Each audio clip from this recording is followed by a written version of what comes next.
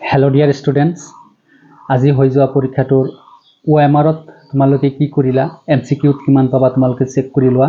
আৰু আজিৰ এই বিষয়টো যিকোনো কম্পিটিটিভ এক্সামৰ কাৰণে এটা দৰকাৰী বিষয়বস্তু। এই 45টা কুৱেশ্যনছ তোমালোকে ভালকৈ চালে আগন্তুক হ'বলগীয়া যিকোনো পৰীক্ষাৰ বাবে তোমালোকে সাজু হ'ব পাৰিবা। খুবেই ইম্পৰ্টেণ্ট আৰু ধুনীয়া প্ৰশ্ন আহিছে। চ' লেটছ ষ্টাৰ্ট। চ' অলপ সময় লৈ ধুনীয়াকৈ এনসাৰখিনি ওলাইছোঁ, তোমালোকে চাবা। কম্পিটিটিভ এক্সামৰ কাৰণে এইবিলাক খুবেই এটা ইম্পৰ্টেণ্ট টপিক। যে প্ৰথম প্ৰশ্নটো আছে কি যে ঐক্যবদ্ধ বংগ এটা বৃহৎ শক্তি দ্বিখণ্ডিতকৰণেৰে বৃহৎ বংগ শক্তিক ভাঙি চিঙি চুৰমাৰ কৰিব। এই কথাষাৰ কাৰ উক্তি আছিল? শুদ্ধ উত্তৰটো হ'ব অপশ্যন এ, ভাৰত সচিব হাৰ্বাৰ্ট ৰিজলিৰ। 2 নম্বৰ প্ৰশ্নটো আছে যে 1911 চনৰ 12 ডিচেম্বৰ তাৰিখে দিল্লীত অনুষ্ঠিত ৰাজ অভিষেক অনুষ্ঠানত তলত দিয়া কোনকেইটা সিদ্ধান্ত ঘোষণা কৰা হৈছিল?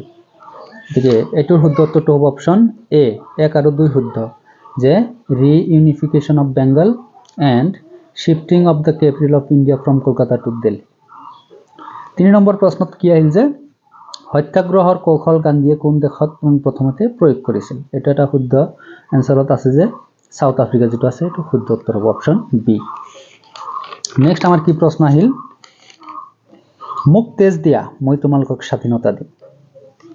এই ফেমাছ যিটো কোট, বিখ্যাত বাণী, এই বাণীটো কোনজন ভাৰতীয় নেতাই দিছিল? এইটো শুদ্ধ উত্তৰ হ'ব অপশ্যন ডি, নেতাজী সুভাষ চন্দ্ৰ বোস। নেক্সট 5 নম্বৰত এটা প্ৰশ্ন আহিছে যে প্ৰত্যক্ষ দাবী দিৱস কোন তাৰিখে পালন কৰা হয়? এইটো শুদ্ধ উত্তৰ 16 আগষ্ট 1946 প্ৰথমতে পালন কৰা হৈছিল। 6 নম্বৰত কি প্ৰশ্ন আহিল? অসমত দাস প্ৰথা কেতিয়া নিষিদ্ধ কৰা হৈছিল? এইটো শুদ্ধ উত্তৰ হ'ব 1843 অপশ্যন বি। 7 নম্বৰত এটা প্ৰশ্ন আহিছে যে 1861 চনত সংগঠিত হোৱা কৃষক বিদ্ৰোহটো হ'ল? এইটো শুদ্ধ উত্তৰটো হ'ব option D, Phulguri Dhawa, option D শুদ্ধ উত্তৰ।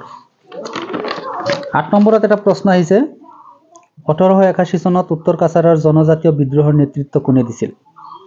শুদ্ধ উত্তৰ হ'ব অপশ্যন বি, সম্বোধন ফংলোচাই। 9 নম্বৰত এটা প্ৰশ্ন আহি গ'ল যে আসাম ছাত্ৰ সন্মিলন was formed in the year? Assam ছাত্ৰ সন্মিলন গঠিত হৈছিল 1916 চনত, option A correct answer. Next এটা প্ৰশ্ন আহিল কি যে উত্তৰ পূব ভাৰতৰ প্ৰথমখন চিকিৎসা মহাবিদ্যালয় ক'ত স্থাপন কৰা হৈছিল? শুদ্ধ উত্তৰ গুৱাহাটীত। 11 নম্বৰত আহিছে যে জোনাকী যুগৰ ত্ৰিমূৰ্তি বুলিলে নিম্নলিখিত কোন কেইজন সাহিত্যিকক জনা যায়? তো ধুনীয়া এটা প্ৰশ্ন আহিছে। কোন কেইজনক জনা যাব? অপশ্যন বি, কি কোন কোন আছিল?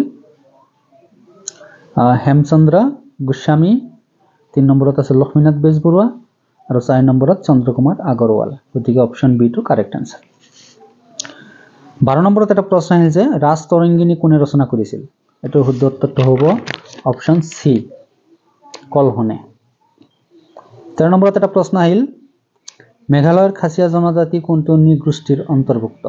তো শুদ্ধ উত্তৰ হ'ব আষ্ট্ৰিক গোষ্ঠীৰ, অপশ্যন বি।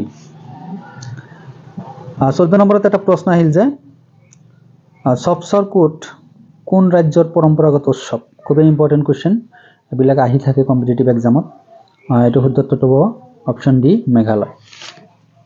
15 নম্বৰত এটা প্ৰশ্ন আহিল যে অসমীয়া গদ্য সাহিত্যৰ সূচনা কোনে কৰিছিল? শুদ্ধ উত্তৰটো হ'ব ভট্টদেৱে, অপশ্যন এ। 16 নম্বৰত আছে তলৰ কোনটো অনবীকৰণযোগ্য সম্পদ? অনবীকৰণযোগ্য, নন ৰিনিউৱেবল ৰিচোৰ্চ। শুদ্ধ উত্তৰ হ'ব অপশ্যন বি, খনিজ তেল। 17 নম্বৰত এটা প্ৰশ্ন আহিছে যে তলৰ কোনটো তৃতীয় বৃত্তিৰ অন্তৰ্ভুক্ত নহয়? গতিকে এইটো শুদ্ধ উত্তৰটো হ'ব অপশ্যন ডি হ'ব, আচলতে পৰ্যটন, টুৰিজিম হ'ব। 18 নম্বৰত প্ৰশ্ন আহিছে যে তলৰ কোনটো বিলুপ্তিপ্ৰায় প্ৰাণী? তো শুদ্ধ উত্তৰটো হ'ব মিথুন, গায়ল, অপশ্যন বি। 19 নম্বৰত এটা প্ৰশ্ন আহিছে যে তলৰ কোনটো সেউজ গৃহ গেছৰ উদাহৰণ নহয়? সেউজ গৃহ গেছৰ উদাহৰণ নহয়, গতিকে 19 নম্বৰ শুদ্ধ উত্তৰ হ'ব অপশ্যন ডি, অক্সিজেন। 20 নম্বৰত এটা প্ৰশ্ন আহিল যে an example of local environmental problem is?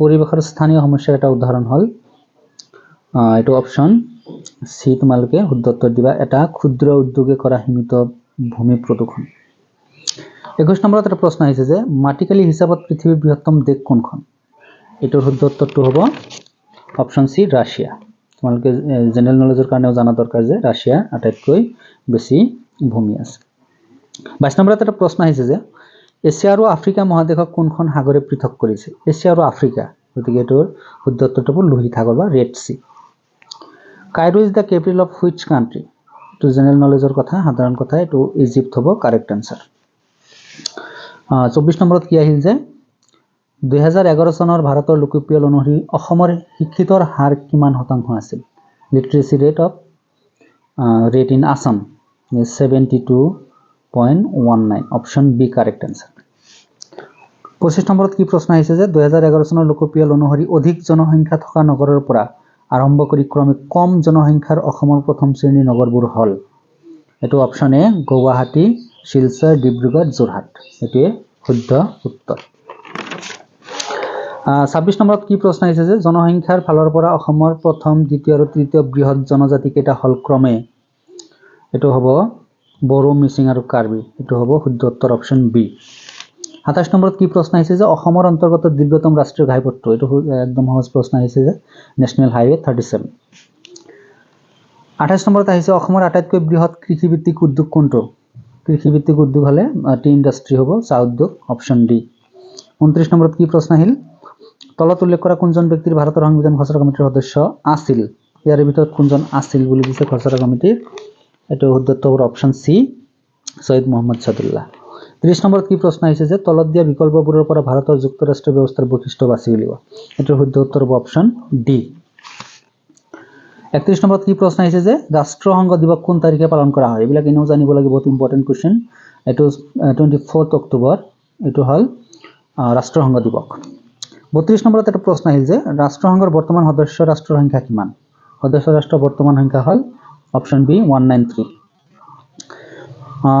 33 নম্বৰত কি আহিল যে ৰাষ্ট্ৰসংঘৰ বৰ্তমান সচিব প্ৰধান Antonio Guterres option B correct answer 34 নম্বৰত কি প্ৰশ্ন আহিল যে আন্তৰ্জাতিক অনুষ্ঠান আৰু হিবিলাকৰ মুখ্য কাৰ্যালয়ৰ পৰিৱেশত অমিলটো বাছি উলিয়াব দিছে যে নাটোৰ মুখ্য কাৰ্যালয় Brussels correct international cricket council এটো ভুল এটো নিউ দিল্লী দিছে এটো হ'ব শুদ্ধ উত্তৰ অপশ্যন বি সাৰ্কৰ টু কাঠমাণ্ডু এটো correct United Nations to New York এটো কাৰেক্ট গতিকে অমিলটো হল এটো 35ত কি আহিল যে ৰাষ্ট্ৰসংঘৰ সাধাৰণ সভাই নিম্নোক্ত কোনটো অংগৰ অনুমোদন ক্ৰমে সচিব প্ৰধানক নিয়োগ কৰে 35ৰ শুদ্ধ উত্তৰটো অপশ্যন ডি নিৰাপত্তা পৰিষদ সিকিউৰিটি কাউন্সিল 36ত এটা প্ৰশ্ন আহিল যে তলৰ কোনকেইটা বিকল্প মুদ্ৰাৰ বৈশিষ্ট্য option D correct answer 1 2 3 and 4 37 নম্বৰত এটা প্ৰশ্ন আহিছে যে তলত দিয়া বিকল্পবোৰৰ মুদ্ৰাৰ মুখ্য কাৰ্য দুটা চিনাক্ত কৰা মুখ্য কাৰ্য দুটা গতিকে অপশ্যন এ অপশ্যন 1 আৰু 2 যেটোত আছে এত আছে গতিকে এটো correct option A is correct 38 নম্বৰত কি আহিল যে the name of the central bank of India একদম সহজ প্ৰশ্ন আহিছে ভাৰতৰ কেন্দ্ৰীয় বেংকটোৰ নাম হল reserve bank of India option C correct answer 39ত কি আহিল যে তলৰ কোনটো বাণিজ্যিক বেংকৰ কাৰ্য নহয় বাণিজ্যিক বেংকৰ কাৰ্য এটো নহয় যে the commercial bank issues paper currency এটো মিছা কথা এটো নহয় অপশ্যন ডি 40 নম্বৰত আহিছে যে নবাৰ্ডৰ মুখ্য কাৰ্যালয় ক'ত নবাৰ্ডৰ মুখ্য কাৰ্যালয় মুম্বাইত অৱস্থিত অপশ্যন বি কাৰেক্ট আনসাৰ 41 নম্বৰত কি আহিল ভাৰতবৰ্ষৰ প্ৰথম পঞ্চবাৰ্ষিক পৰিকল্পনাই সামৰি লোৱা কালছোৱা হল 1 এপ্ৰিল 1951 to 31 মাৰ্চ 1956 এ শুদ্ধ উত্তৰ 42 নম্বৰত কি আহিছে যে 2015 চনত গঠিত নীতি আয়োগৰ অধ্যক্ষ কোন এটো শুদ্ধ উত্তৰ হ'ব option B the prime minister of India 43ত কি আহিল যে দেশৰ আৰ্থিক ব্যৱস্থাৰ ওপৰত থকা ৰাষ্ট্ৰৰ নিয়ন্ত্ৰণৰ শিথিলকৰণ কৰা কাৰ্যক কোৱা হয় লিবাৰাইজেশ্যন বা উদাৰীকৰণ এটো হ'ব শুদ্ধ উত্তৰ অপশ্যন সি 40 নম্বৰত আহিল যে ব্যক্তিগতকৰণ হল প্ৰাইভেটাইজেশ্যন আসলতে কি the policy of opening up the government sector units to the private sector A is correct answer আৰু 45 নম্বৰত কি আহিল যে দেশৰ মুঠ জাতীয় আয়ক মুঠ জনসংখ্যাৰে হৰণ কৰিলে আমি পাও কি জনমূৰি আয় option A is correct answer তোমালোকে চেক কৰা যিমান দূৰ সম্ভৱ মই যিমান দূৰ পাৰোঁ মই সলিউশন কৰি দিলোঁ তোমালোকে কমেন্ট কৰি জনাবা কোনে কিমান কৰিলা কোনে কিমান পাবা আজিৰ ভিডিঅ'ত ইমানেই থ্যাংক ইউ